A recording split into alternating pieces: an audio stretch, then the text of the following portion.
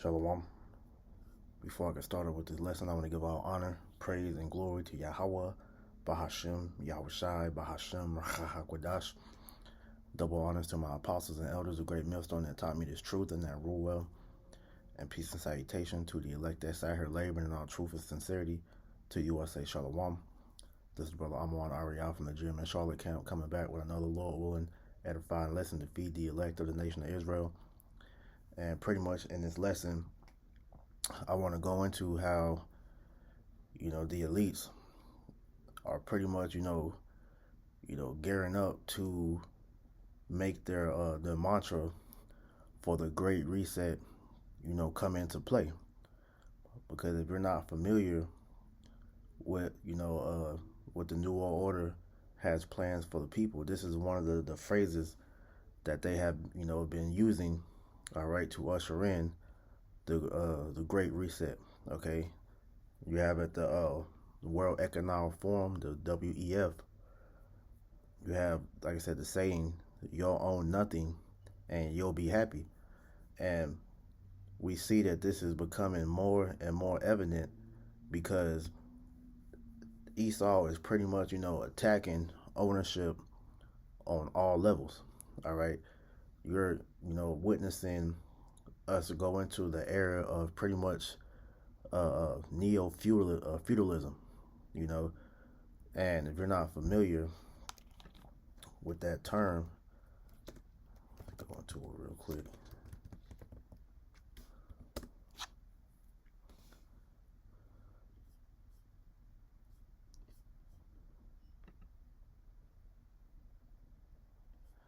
Let me find a good definition, Salakia.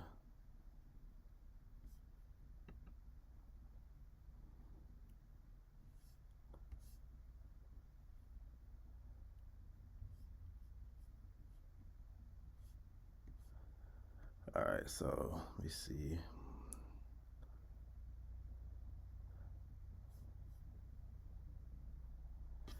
In fact, let me just do.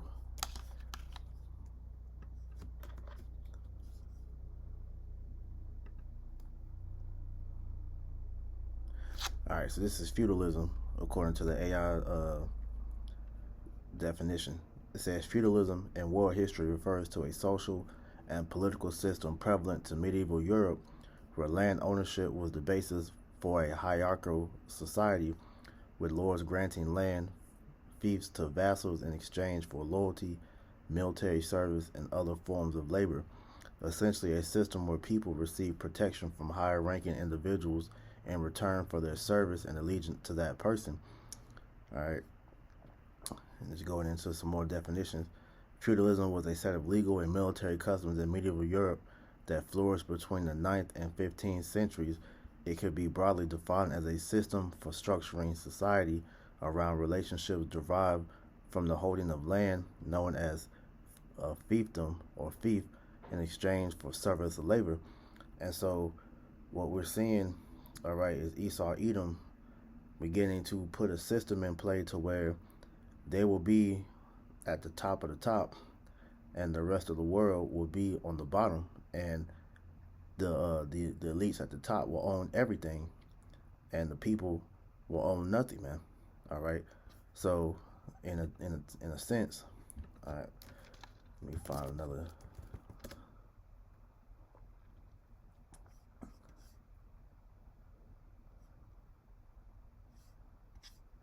It's another term that I was thinking of. All right, neo-feudalism, the end of capitalism. It says, what if we're not in capitalism anymore, but something worse? The question is provocative, sacrilegious, unsettling, as it forces anti-capitalists to confront an unacknowledged attachment to capitalism. Communism was supposed to come after capitalism, and is not here. So doesn't that mean we are still in capitalism? Left unquestioned, this assumption hinders political analysis. If we've rejected strict historical determinism, we should be able to consider the possibility that capitalism has mutated into something qualitatively different. Quart's question invites a thought of experiment A thought experiment. What tendencies in the past indicate that capitalism is transforming itself into something worse? Over the past decade, neo-feudalism has emerged to name tendencies associated with extreme inequality, generalized precarity, monopoly power, and changes at the level of the state. Drawing from libertarian economist Tyler Cohen's emphasis on the performance of extreme inequality in the global automated economy, the conservative geographical soul Kotkin envisions the U.S. future as mass serfdom. All right.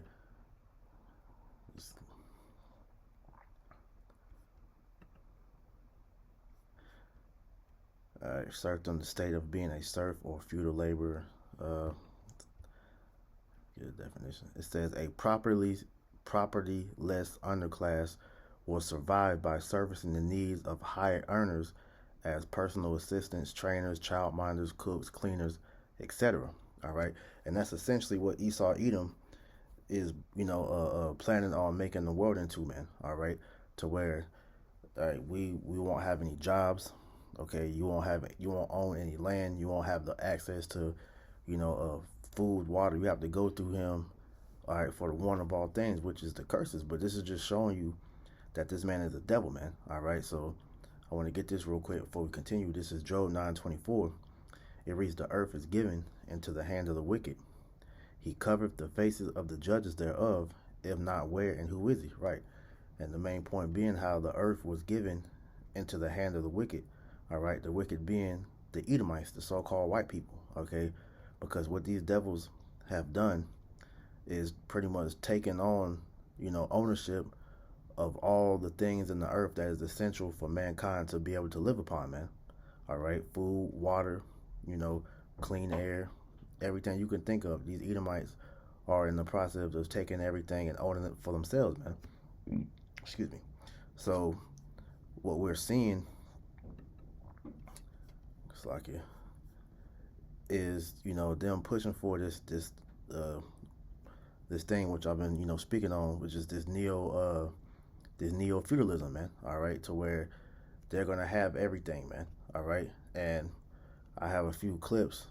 Well, I have a clip and some articles just to prove the point of how they're seizing control of everything, man. All right, and these things are being done right under the people's eyes, and nobody is looking at this, man. Okay, because he's already done it with the money system. Okay, because as we know, the elites own all the money. All right. Matter of fact, I had this earlier.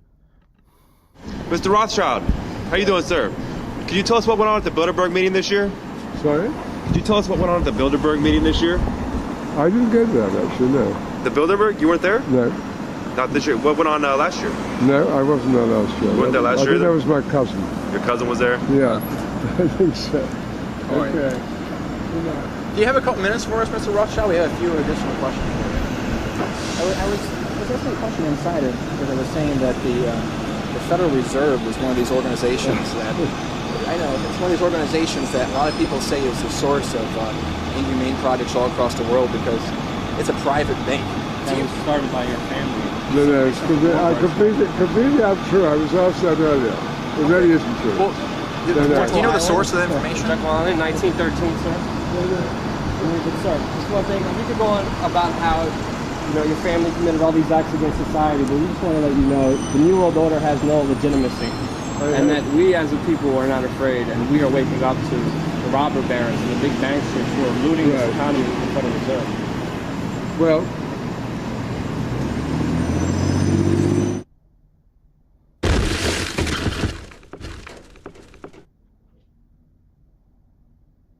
We just want to let you know the New World Order has no legitimacy, and that we as a people are not afraid, and we are waking up to the robber barons and the big banksters who are looting this economy with the Federal Reserve. well, The Rothschilds family did start the Federal, they divided Europe first, took over Europe, Napoleon. don't exaggerate. Well, no comment on that, sir? All right, so people are becoming aware of what these devils has been doing, because like I said, they have already obtained access to pretty much all the world's money. So this is why starting with the Rothschild family, the Rockefellers, and the so-called 13 royal bloodlines, all right, they own all the central banks in the world, man. All right, real quick, just to put that on the screen.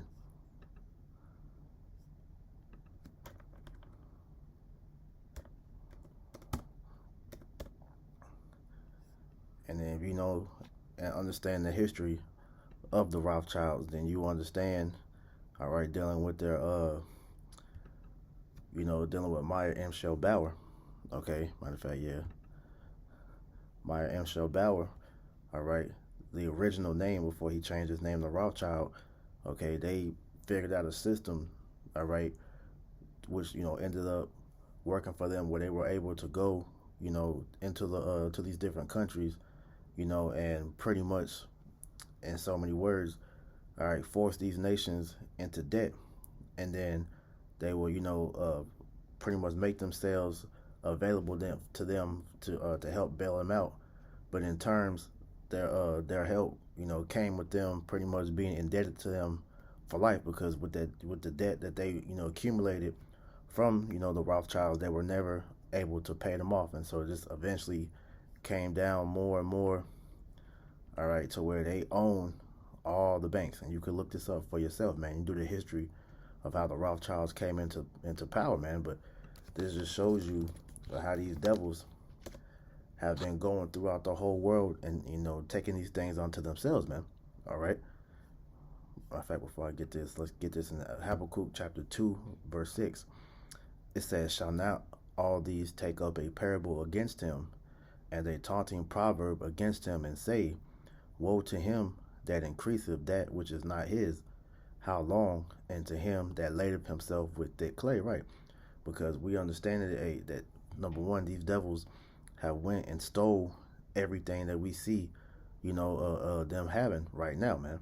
All right, they stole, all right, first and foremost, the identity of the Israelites and the Holy Land, all right, through the Balfour Declaration, all right, but also, okay, as we're gonna get into this lesson, they have been going throughout the world, taking these countries and putting them under their power, because if these countries don't accept the Rothschild Bank in their country, pretty much Esau Edom sets up propaganda, all right, to label these people as the boogeymen of the earth, and then they make it a thing to where it's always something going on, to the point to where they have to eventually go to war and take them lands onto themselves, man.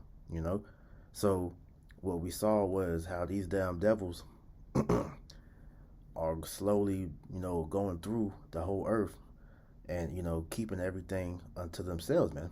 All right, because they understand that this kingdom is their last hurrah, man. All right, and once they leave out of this kingdom,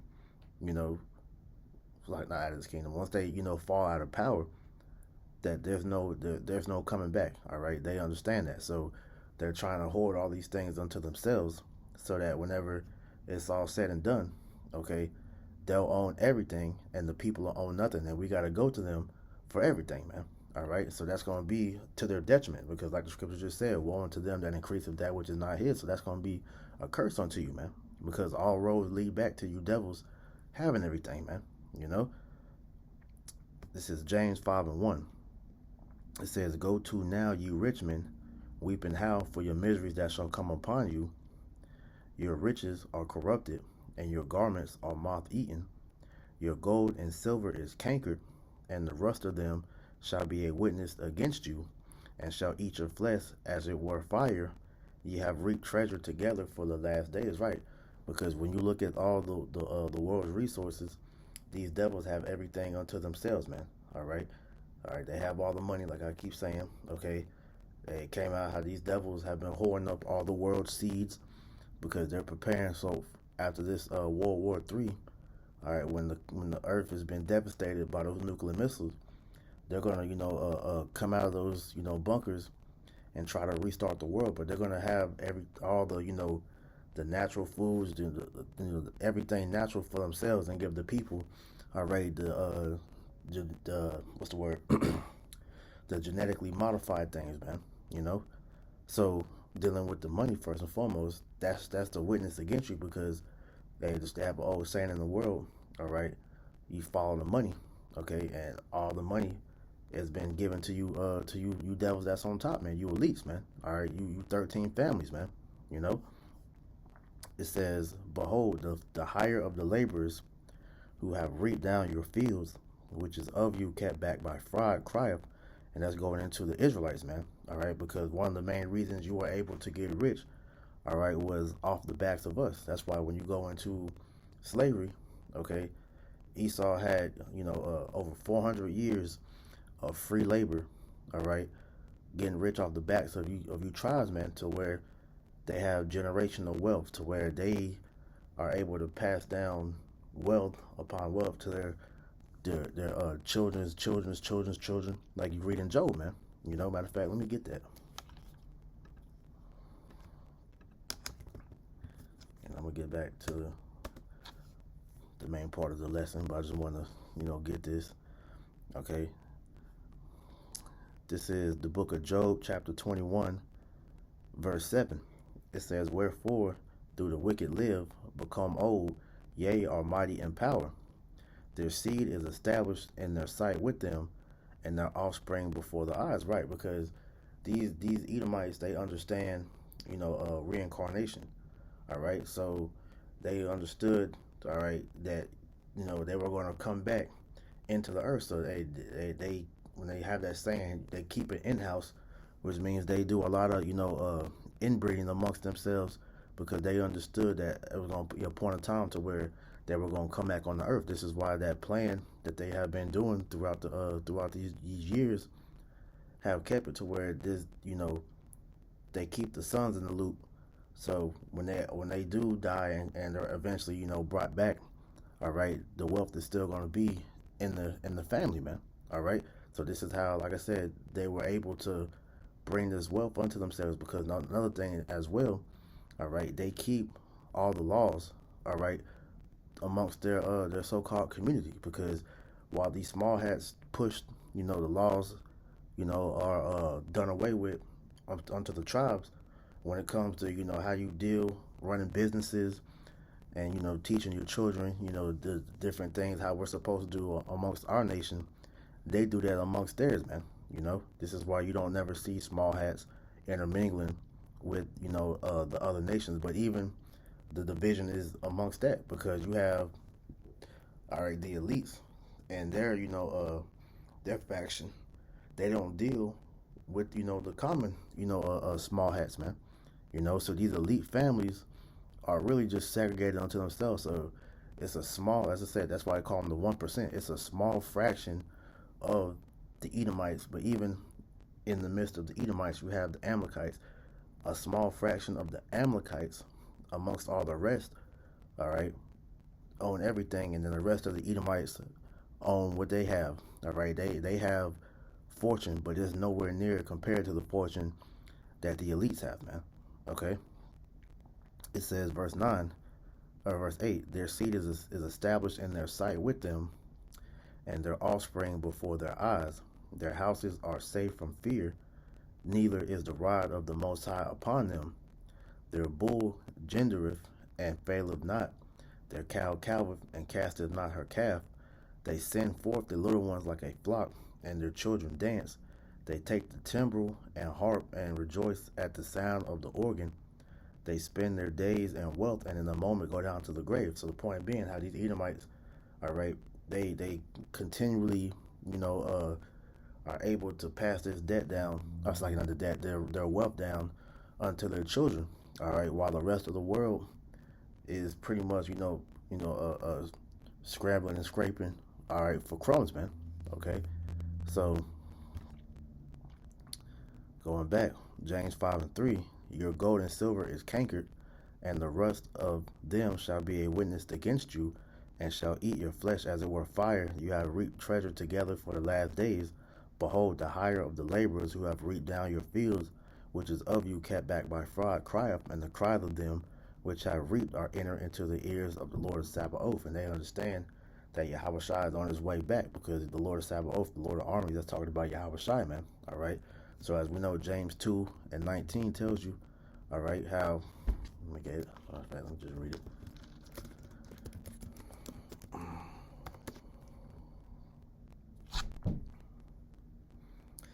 James 2:19, thou believest that there is one power, thou do as well.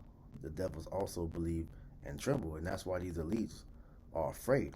All right, this is why they're in hiding, because they understand that when Yahushua returns, all right, that spells the end of them, man. Okay, so they're gonna hide from the Lord when He makes His return, man.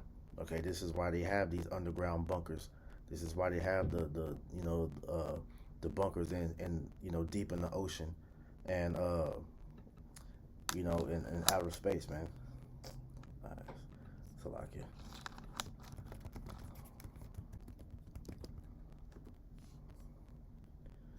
Yeah, Revelation 6:16. I'll go up a little bit. This is Revelation chapter 16, verse 15. And the kings of the earth, and the great men, and the rich men, and the chief captains, and the mighty men, and every bondman, and every free man, hid themselves in the dens and in the rocks of the mountain, going into these bunkers, and said unto the mountains and rocks, fall on us, and hide us from the face of him that sitteth on the throne, and from the wrath of the Lamb, for the great day of his wrath is coming. Who shall be able to stand? Right. So these elites know that this day is coming to where Yahushua is going to come, all right, and meet you face to face, man. Okay, and that's going to spell the end of your kingdom, because when Yahushua returns, all right, he's taken, all right, the throne out the hands of you devils, all right, and claiming it for himself, like when you read about that in the Revelation, the 19th chapter, man. All right, but the point being, all right, going back to the main part of the lesson, all right, we are seeing this being implemented more and more as these devils are beginning to make their move to bring in this new world order. So, as you read, you will own nothing and be happy now. Great reset. All right, the motto: you'll own nothing and you'll be happy. Okay, and so what we're starting to see. Like, so I'm gonna play this video right here, because Esau is beginning to hoard up all the world's resources unto himself, man. All right. Because like I said, you already have the money that he's hoarding unto himself. All right, now let's hear the water. Water is the next crypto. Water is the next whatever, gold. Water. You've seen the movies with Mel Gibson, Mad Max. That's where we're headed. That's it. Money doesn't mean anything. Water. And I've got some really smart guys that I've known for 35, 40 years. And that's why he said money doesn't mean anything. Because here it is, you got these, these people in the world, running themselves ragged to get rich. But these elites understand what true riches are, man. Because true riches are resources, man. All right. See, you have been convinced to look for, that paper, that them FRNs. But these elites understand what real riches are, man. All right. Because the scriptures tell you what real money is, man. What riches is. Okay. All right. Genesis 13:2. And Abram was very rich in cattle and silver and gold. So the real riches are resources, man. And so these elites have become rich because they have hoarded all the world's resources unto themselves, man. All right. So because their money is backed by gold. Okay. So they don't walk around with paper dollars in their in their pocket, man. They don't walk around with debit cards and credit cards, man. And these devils can literally go anywhere that they want to go and just do what they do, because they own everything, man. Ultimately. All right, so play that back. Water is the next crypto. Water is the next whatever, gold. Water. You've seen the movies with Mel Gibson, Mad Max. That's where we're headed. That's it. Money doesn't mean anything. Water. And I've got some really smart guys that I've known for 35, 40 years that have been buying up water rights around the world for 30 plus years. And now, and they're not for sale. Actually, you can produce oxygen. It's tougher to make water. You can make oxygen. The water rights, I mean, really smart guys have been buying, the families like the Rockefellers have been buying up water rights for 100 plus years. There's a reason why Ted Turner I believe, is either the largest or the second largest landowner in the United States. He's not buying it for the land. He's buying it for the water rights. Why are people so stupid? All right, but see what's going on is people are beginning to become privy of these things that are being brought out, how these devils are owning everything, man. Okay? Real quick, this is Isaiah 24:4. It says, the earth mourneth and fadeth away. The world languisheth and fadeth away. The haughty people of the earth do languish, right? And this is what you're starting to feel, in the earth, because the people are complaining. The people are miserable because they see that it's becoming extremely difficult to live, because as things are becoming more expensive, they're also becoming more scarce, man. All right, and I want to put this out here real quick, because it's it is in jest, but it's true for what he was saying.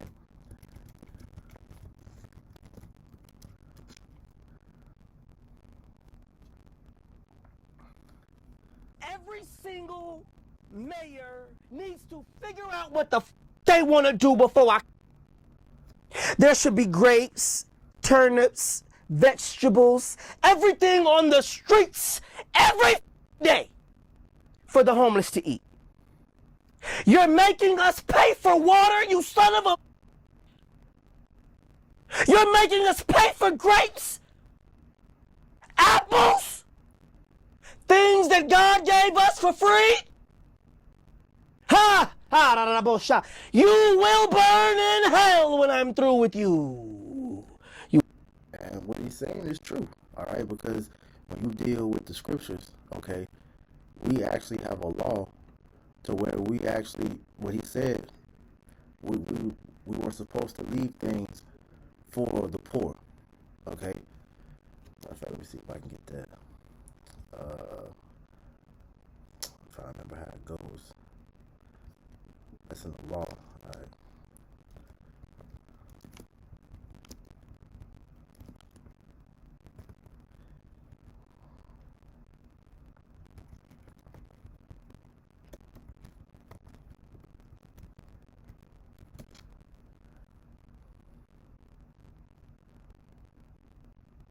Leviticus 23 and 22.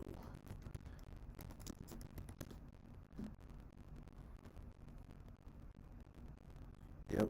All right. So this is Leviticus 23 and 22. And when you reap the harvest of your land, thou shalt not make clean riddance of the corners of thy fields when thou reapest, neither shalt thou gather any gleaning of thy harvest. Thou shalt leave them unto the poor and to the stranger, for I am Yahweh B'Hashem Yahushua, your power, right? So this is a law that when we had our harvest, man, we didn't just, go and hoard everything up to ourselves. We left, some, all right, for the poor, so that they will still have something to be able to have as well, man, all right? But see, these devils, all right, they hoard everything unto themselves. And actually, it's a spirit. I just thought about this. Hey, the scriptures actually talk about the grapes, man. I want to say it's in Obadiah. I want to say, let me see if I can find that. But hey, the Lord be having a sense of humor, man. All right, so he has people say things, all right, for a reason. All right, this is Obadiah 1:5. It said, if thieves came to thee, if robbers by night, how art thou cut off? Would they have not stolen till they had enough?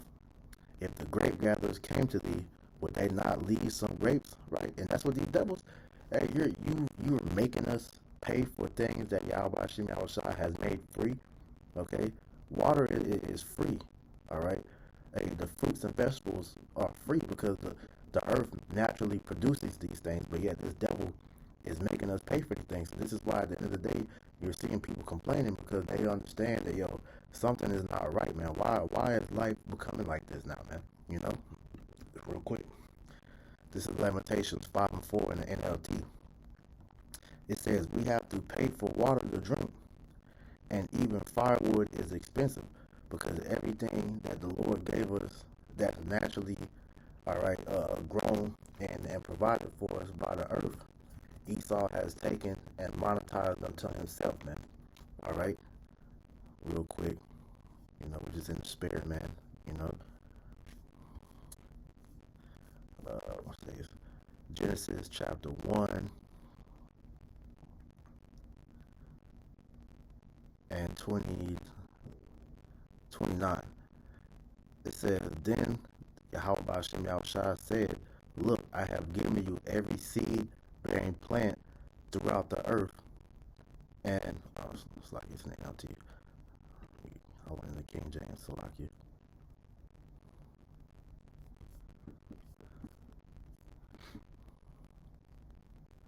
Genesis 1 and 29. And Yahweh Ba'ashem Yahushua said, behold, I have given you every herb bearing seed which is upon the face of all the earth, and every tree in which is the fruit of a tree yielding seed, it to you it shall be for meat, right?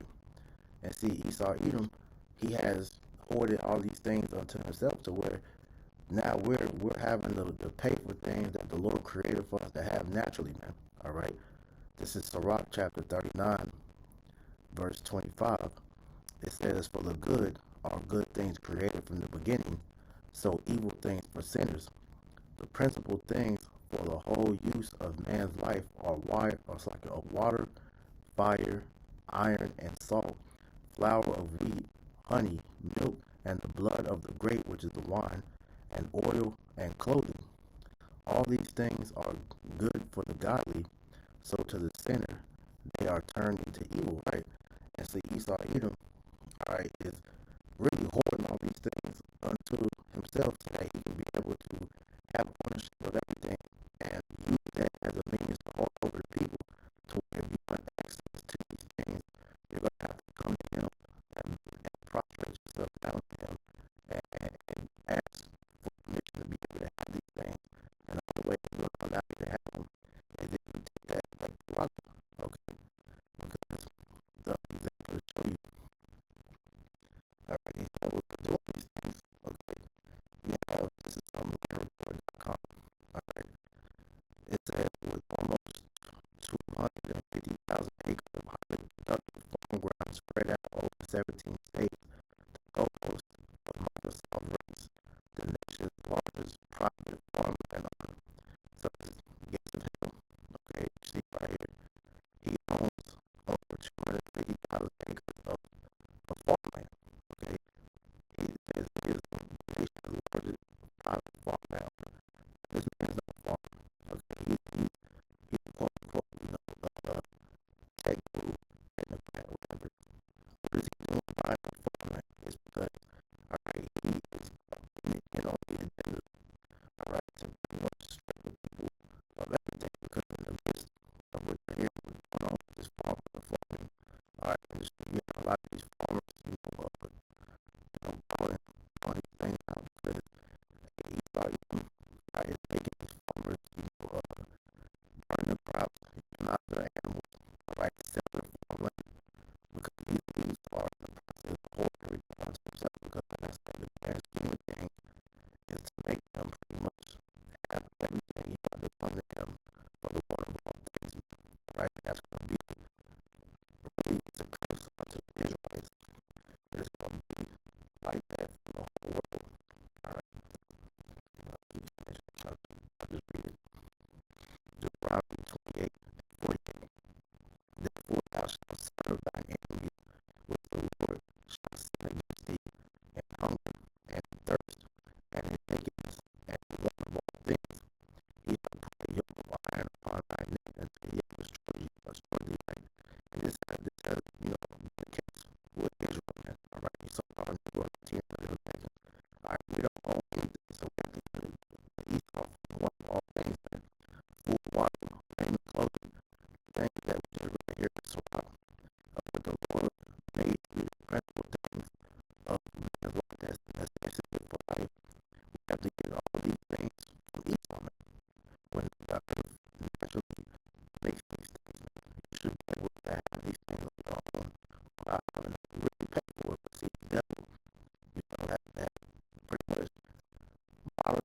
society to where people feel like these things are naturally supposed to go to the store, right? To buy water, all right? To buy, honey, to buy honey, all right?